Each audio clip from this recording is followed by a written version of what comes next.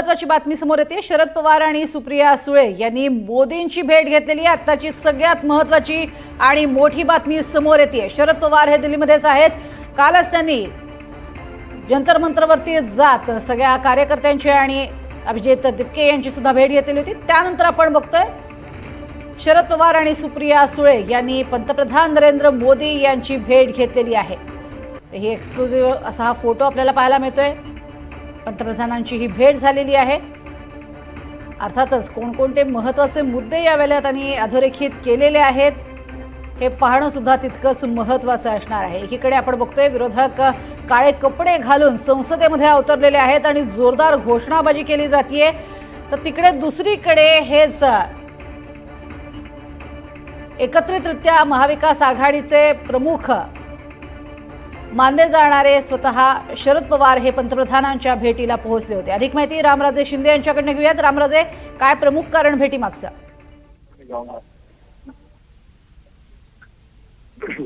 बिलकुल, या भेटीच्या मागे राजकीय कारण नसल्याचं सांगण्यात येत आहे। सदिच्छा भेट होती आणि काही महत्वाच्या विषयासंदर्भामध्ये चर्चा करण्यासंदर्भामध्ये ही भेट होती असं सांगितलं जाते। मात्र नेमके कोणतं कारण आहे हे अद्याप समोर आलेलं नाहीये। परंतु एकीकडे सुप्रिया सुळे यांच्या मुलीचं लग्न झालं होतं, त्या संदर्भाचं रिसेप्शन जे आहे ते दिल्लीमध्ये सुद्धा घेतलं जाणार आहे आणि त्यावेळेस अनेक केंद्रीय मंत्री आणि त्यांना सुद्धा निमंत्रण दिलं जाणार आहे। तर एक कौटुंबिक कार्यक्रम सुद्धा आहे आणि त्याचबरोबर त्याशिवाय इतर मुद्दे जे आहेत काही विषयासंदर्भामध्ये चर्चा करण्यासाठीची ही भेट असल्याची माहिती कळते। मात्र अद्याप खात्रीलायक या दोघांची भेट कशासाठी होती हे कळालं नसलं तरी सुद्धा दिल्लीमध्ये जो कार्यक्रम घेतला जाणार आहे, रिसेप्शन असणार आहे, त्या संदर्भामध्ये इन्व्हिटेशन आणि त्याचबरोबर इतर काही मुद्द्या संदर्भामध्ये चर्चेसाठी भेट असल्याची माहिती मिळते। नक्कीच रामराजे, तुमच्याकडनं अधिक माहिती घेऊच। मात्र राजकीय विश्लेषक अभय देशपांडे सर आपल्या सोबत आहेत। सर, काय कारण असू शकतं या भेटीमागचं? कारण इतकं काही पुलाखालनं पाणी वाहून गेलेलं आहे, इतक्या घटना घडत आहेत, त्यातच संसदेच्या संपूर्ण परिसरामध्ये काळे कपडे घालून विरोधक आलेत, मात्र इथे ही अशी भेट होतीये, काय कारण असू शकतं?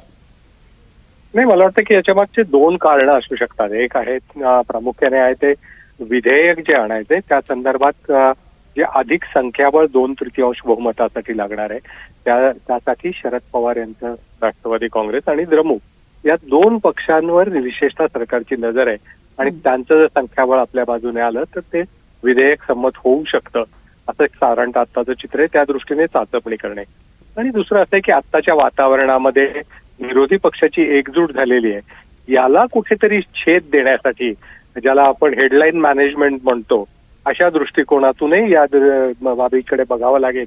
यापूर्वी अनेक वेळा शरद पवार यांच्या भेटीचा उपयोग या अशा कारणासाठी झालेला असेल। तुम्ही अगदी राफेल पासूनची वेगवेगळी उदाहरणं बघितलीत तर विरोधकांची जेव्हा एकजूट होते तेव्हा अनेक वेळा विरोधी पक्षातील आपल्याशीच स्नेहाचे संबंध असलेल्या लोकांच्या भेटीगाठी करणे, त्यांच्याशी चर्चा करणे किंवा त्यांच्याशी संबंध प्रस्थापित करून विरोधी पक्षाच्या एकजुटीला कुठेतरी छेद देणे, मला वाटतं की याचा पण हा भाग असू शकतो। प्रज्ञा, नक्कीच। मात्र अशा पद्धतीनं ह्या भेटीगाठी होणं आणि त्यात एक प्रकारे आपण बघतोय या दोघांमध्ये दिलखुलास गप्पा झालेल्या आहेत आणि काही गंभीर विषयावरती सुद्धा चर्चा झालेली आहे।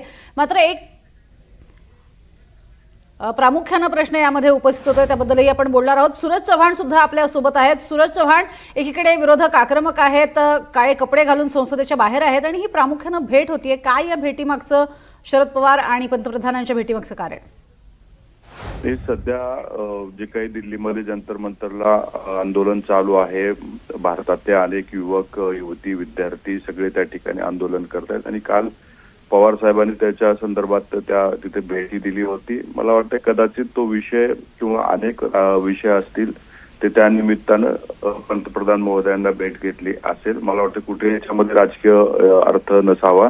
ही भेट पूर्णपणे तिथल्या जी काही आता दिल्लीमध्ये परिस्थिती उद्भवलेली आहे तर ती परिस्थिती चांगल्या पद्धतीने हाताळावी यासाठी कदाचित ते भेटले असावेत असं माझं मत आहे आणि परत याच्या बाबतीत अधिकृतपणे तेच सांगू शकतात। परंतु या दोन मोठ्या नेत्यांची भेट काय दिल्लीमध्ये परिस्थिती उद्भवली त्यासाठीच असावी असं माझं मत आहे. अगदी, पण सूरजजी, खासदार सुप्रिया सुळे या मात्र हिरिरीनं सहभागी होतात. विरोधक जेव्हा एकत्र आलेले असतात, एकवटलेले असतात, तेव्हा मात्र आत्ता सध्या त्या तिथे नाही आहेत, विरोधकांसोबत नाही आहेत, या भेटीमध्ये आलेल्या आहेत. आणि त्यातही ही अतिशय आपण बघतोय की एकमेकांशी जो संवाद आहे दिलखुलास स्वरूपामध्ये संवाद झालेला सुद्धा पाहायला मिळतोय. तुम्हाला काही कल्पना आहे या भेटीमागचं प्रमुख कारण काय, दुसरे काही महत्वाचे विषय? या भेटीबाबत मला कसलीही कल्पना नाही, परंतु मला पवार साहेबांचे किंवा ताईंचे सामंजस्यानं प्रश्न सुटले पाहिजेत, संवादानं प्रश्न सुटले पाहिजेत, ही भूमिका नेहमी त्यांची राहिलेली आहे. कदाचित याच साठी त्यांनी आजची भेट घेतली असावी, परंतु काही राजकीय असेल तर ते स्वतःच ते सांगू शकतात. परंतु आता तरी मला एवढंच वाटतंय की ही संवादातून प्रश्न सोडवण्यासाठी भेट घेतली असावी. आता विरोधकांनी विचार करायचे की त्यांचे सहकारी मित्र ज्या पद्धतीने संवाद साधतात असा संवाद साधून हा प्रश्नातला तोडगा काढला पाहिजे आणि सगळ्यांनी संवाद केला पाहिजे, या मताचे आम्ही सुद्धा आहोत. आणि संवादातून प्रश्न सुटतात हे अनेक वेळा पाहिलेले, आणि आजची भेट ही कशासाठी झाली नेमकी तेच सांगू शकतील. तुम्ही म्हणताय ही राजकीय भेट आहे, मात्र एकंदर या भेटीचं स्वरूप पाहता ती राजकीय वाटत नाहीये. आणि राजकीय जर भेट असेल तर इतर महत्वाचे नेते सोबत का नाहीत? नाही, याबाबत तेच खुलासा करू शकतात नेमकं त्या भेटीमध्ये काय चर्चा झाली, काय झाली. परंतु माझा एक अनुमान मी आपल्याला सांगितला की ही जी काही भेट आहे संवादातून प्रश्न सोडवण्याची पवार साहेबांची नेहमीची पद्धत आहे. ते विरोधात जरी असले तरी सत्ताधारी लोक असतील किंवा सत्तेत असले तर विरोधक लोक असतील, यांच्याशी संवाद साधून ते प्रश्न सोडवण्याचं पद्धत हे पवार साहेबांचे आम्ही पाहिलेले. त्यामुळे मला वाटतं की आजची भेट ही संवादातून प्रश्न सोडवण्यासाठी झाली असावी. याबाबत अधिकची काही चर्चा झाली असेल तर त्याबाबत सुप्रियाताई किंवा साहेब स्वतः सांगतील. याला मला वाटतं काय राजकीय हेतू असेल तर ते स्पष्ट करतील, परंतु आजची भेट मला तरी संवादातलंच झालेली अशी वाटते. सूरजजी, धर्मेंद्र प्रधान यांचा राजीनामा घेण्याच्या बाबतीत या चर्चा झालेली असेल का? आणि जर धर्मेंद्र प्रधान यांचा राजीनामा होणार नसेल तर त्याशिवाय हा प्रश्न मार्गी लागेल अशा स्वरूपात ही चर्चा झाली असेल का? एक तरी बघा, आज देशभरामध्ये विद्यार्थ्यांच्या मनामध्ये आक्रोश निर्माण झालाय. याचा भारतीय जनता पार्टीच्या वरिष्ठ नेतृत्वाने विचार केला पाहिजे की नेमकी चूक कोण आहे आणि त्या चूक असणाऱ्या व्यक्तीला शिक्षा कठोरातली कठोर व्हावी. काल पंतप्रधान महोदयांनी बोलत, परंतु आज जनभावना लक्षात घेतली पाहिजे. त्या विद्यार्थ्यांसोबत संवाद केला पाहिजे. कुठेही आपण त्यांच्याशी हात न ठेवून त्यांच्याशी चर्चा करून प्रश्न कसा सुटेल आणि या प्रश्नातून कसा सूरजजी, थोडंसं तुम्हाला थांबवते.